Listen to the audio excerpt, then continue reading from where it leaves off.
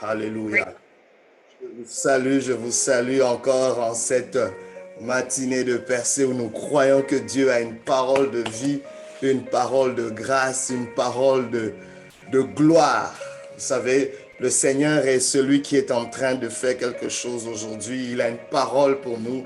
Et le thème ce matin n'est rien d'autre que refuse de régresser. Refuse de régresser. Refuse absolument de régresser. Pour ce, nous lisons un texte dans Philippiens chapitre 3, versets 12 à 14. La Bible dit ceci: ce n'est pas que j'ai déjà remporté le prix ou que j'ai déjà atteint la perfection, mais je cours pour tâcher de le saisir, puisque moi aussi j'ai été saisi par Jésus-Christ. Frère, je ne pense pas l'avoir saisi, mais je fais une chose, oubliant ce qui est en arrière et me portant vers ce qui est en avant. Je cours vers le but pour remporter le prix de la vocation céleste de Dieu en Jésus-Christ. Refuse de regresser. Oh, c'est quelque chose qui doit nous interpeller parce qu'il existe un esprit de régression qui est en train d'amener une destruction de façon sournoise. Vous savez, la Bible nous dit que l'ennemi, le diable, ne vient que pour détruire, tuer et voler. Mais vous savez, quand la destruction s'installe, on est généralement très réactif. On va généralement le refuser. Mais il y a une alternative à l'esprit de destruction, c'est l'esprit de régression. L'esprit de régression vient comme un conditionnement. Petit à petit, des choses s'installent. Et parce qu'on se sent impuissant et parce que cela se fait progressivement, on accepte cet état. Et une fois que notre mentalité accepte ou développe des signes de régression, c'est la destruction qui s'installe. Laissez-moi vous dire qu'il est plus facile de régresser que de progresser. On tombe plus facilement dans un ravin qu'on en sort. Oh, rappelez-vous cela. Donc, la régression n'est pas quelque chose à tolérer. Parce que si vous tolérez la régression, la destruction va s'installer et il sera difficile de progresser à nouveau. L'apôtre Paul, qui nous donne ce texte de Philippiens au chapitre 3, versets 12 à 14, a un background, a un arrière-plan qui pouvait l'arrêter, qui pouvait l'empêcher de progresser. Et il est en train de nous révéler la mentalité qui l'a aidé à refuser de régresser. Vous savez, son arrière-plan, c'était un persécuteur de l'Église. Il avait du sang dans ses mains. Il avait contribué à la mort de plusieurs chrétiens avant de se convertir, avant de devenir l'illustre apôtre qu'il est devenu. Donc, je ne sais pas, bien-aimé, qu'est-ce qui t'empêche d'avancer? Qu'est-ce qui t'empêche de progresser? Qu'est-ce qui te pousse à régresser? Paul avait des raisons de régresser, mais il a refusé. Ces raisons, c'est quoi? C'est un passé qui pouvait l'arrêter. J'aimerais vous dire, à chaque fois que vous vous arrêtez de progresser, vous êtes en train de contribuer à l'esprit de régression. Beaucoup vont se dire, mais non, je me suis juste arrêté. Non. Tout arrêt de ton progrès n'est pas neutre. Tu es en train de contribuer à la régression. Toute stagnation est une régression déguisée. Beaucoup vont penser, non, on stagne, les choses n'avancent plus. Non, il n'y a pas d'état neutre. Si les choses n'avancent plus, elles vont forcément régresser. Refuse de régresser. Refuse de t'arrêter. Continue à bouger, même si c'est un petit pas. Paul ne s'arrêtait pas. Paul ne s'arrêtait pas. Paul a refusé de s'arrêter. Alors il dit ceci. Il dit, ce n'est pas que j'ai remporté le prix. Waouh! Ou que j'ai atteint la perfection.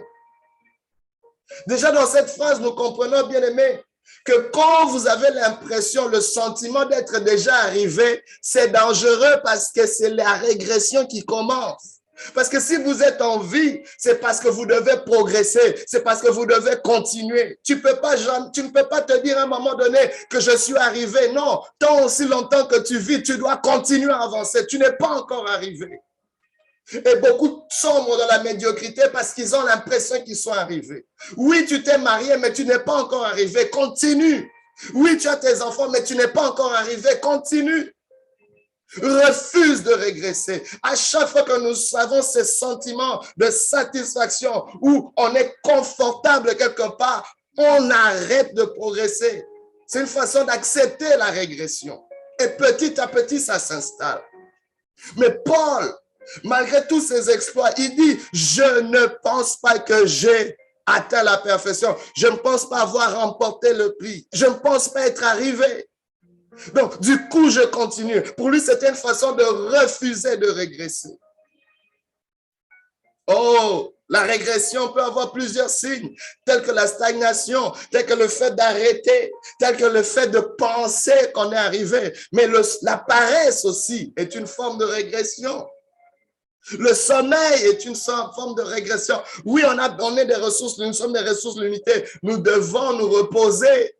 On peut prendre des pauses. Mais il y a une nuance entre prendre une pause, entre se ressourcer et s'arrêter. Parce qu'on pense qu'on est arrivé. Oh, je ne sais pas qu'est-ce qui t'a poussé à t'arrêter. Je ne sais pas qu'est-ce qui te pousse à t'arrêter. La régression se manifeste par un manque de croissance, un manque de maturité, un manque d'excellence. C'est une forme de régression. Refusons de régresser. Mais regardez ce que l'apôtre Paul fait. Il dit, mais je cours pour tâcher de le saisir, puisque moi aussi j'ai été saisi par Jésus-Christ. Waouh! Il dit, il court. Le fait de courir l'empêche de régresser. Le fait de courir vers le but l'empêche de régresser. Le fait d'avoir un but vers lequel il court l'empêche de régresser. Il a ses yeux devant. Est-ce que vous ne posez pas la question pourquoi Dieu n'a pas permis qu'on puisse avoir nos yeux derrière la tête? C'est parce que Dieu conçoit la vie dans le progrès, dans la progression et non dans la régression. Oh, je réalisais une chose, il y a toujours une partie de notre corps qu'on ne verra vraiment pratiquement pas. C'est notre dos. Vous ne savez pas ce qui se passe dans votre dos. Dieu merci pour le miroir qui existe. Parfois, vous pouvez voir, il y a des hommes. Mais c'est toute une partie de notre corps qu'on ne voit pas. Et il y a une raison pour cela, parce que non, tu n'as rien à faire avec ce qui est derrière. Avance. Refuse de régresser. Dieu ne veut pas que ton focus soit sur ce qui est en arrière, mais sur ce qui est en avant. C'est pour ça que l'apôtre continue en disant, frère, je ne pense pas l'avoir saisi. Mais je fais une chose, oublions ce qui est en arrière et me portant vers ce qui est en avant. L'apôtre Paul pouvait avoir des pensées qui pouvaient lui dire, toi tu es un persécuteur de l'église, toi tu as du sang entre les mains, tu as un passé lourd. Et il pouvait être bloqué par cela. Il pouvait commencer à régresser à cause de ce qui s'est passé, à cause de ce qui était en arrière dans sa vie. Mais regardez l'antidote. L'apôtre dit, j'ai été saisi par Jésus. Alléluia. C'est-à-dire, à chaque fois que ces pensées, ces tentations pouvaient venir, de rentrer en arrière, de donner de l'importance à ce qui est passé, de donner l'importance à ses échecs, de donner l'importance à toutes les erreurs ou les choses qui ont été faites contre lui, il se rappelait d'une chose. J'ai été saisi. J'ai été saisi par Jésus. Jésus a payé le prix. Jésus a fait quelque chose concernant mon passé. Jésus s'en est en... Oh my God! Le Seigneur a fait quelque chose. Je ne sais pas, peut-être pour toi aujourd'hui, ce qui t'empêche d'avancer, ce qui te pousse à régresser, c'est peut-être ce qu'on t'a fait. C'est peut-être ce qu'on ne t'a pas fait. C'est peut-être l'imperfection des gens. C'est peut-être la méchanceté des gens. C'est peut-être la trahison des gens. C'est peut-être aussi tes propres erreurs, tes propres échecs. Tu n'arrives pas à dépasser quelque chose.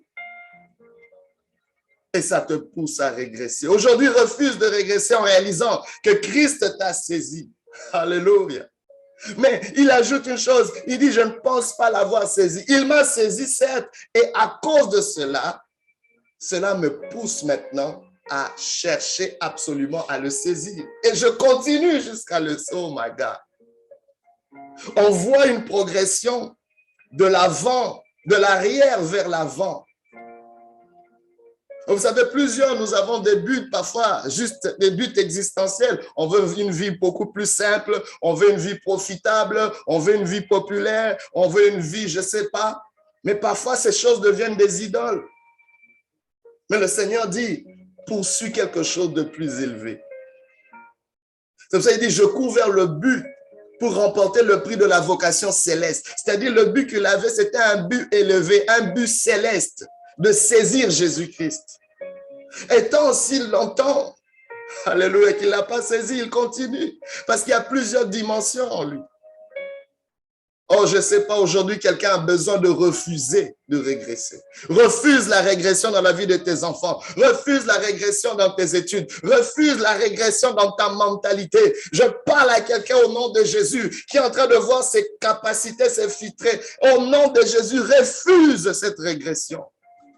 Oui, tu as fait des constats, mais refuse de l'accepter, même si c'est ça, même s'il y a des évidences. Refuse cela, parce que dès que l'acceptation de la régression s'installe, c'est la destruction qui s'installe. Il y a un homme du nom de Michael Phelps, un grand champion en natation, qui est devenu très illustre aux Jeux olympiques de Beijing en Chine en 2008, avec plusieurs médailles d'or. Mais ce que plusieurs ne savent pas, que c'est Michael Phelps a eu une enfance assez troublée. Ses parents étaient divorcés dans un jeune âge. Il avait à peu près une dizaine d'années. Et il était hyperactif.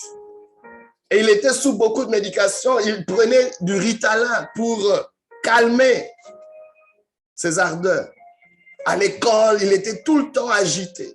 Tout le temps en train de faire du grabuge.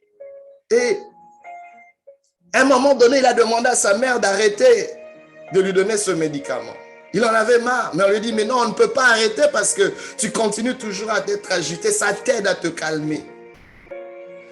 Alors ses sœurs faisaient de la natation parce qu'elles étaient très concentrées, ça les aidait parce qu'elles étaient bonnes à l'école. Alors il a demandé de faire aussi la natation. Il était grande taille, mais il n'avait pas une grande capacité à nager suffisamment vite.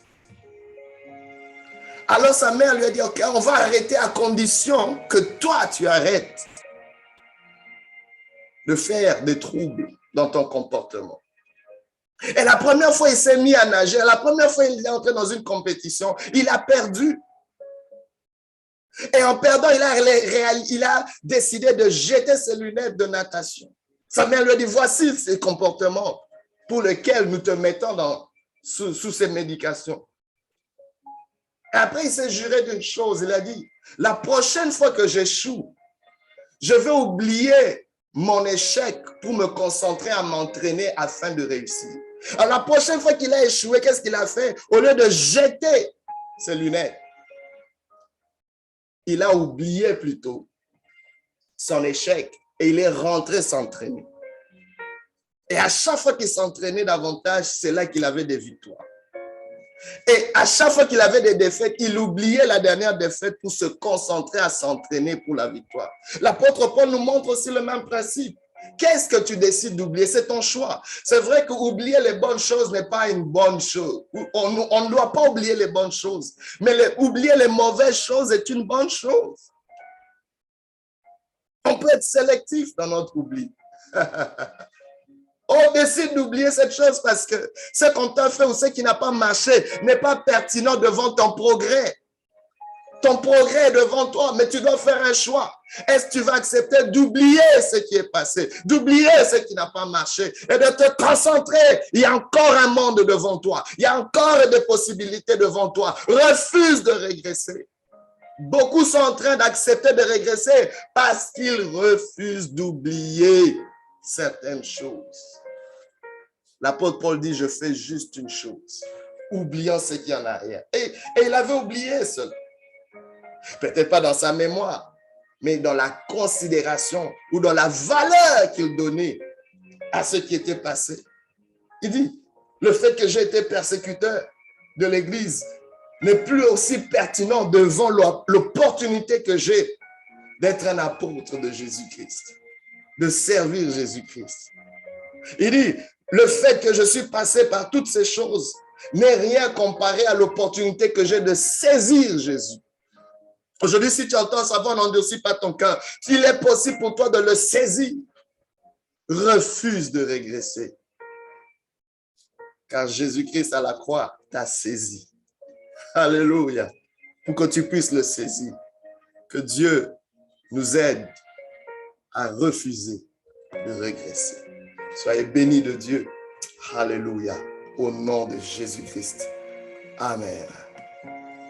Gloire à notre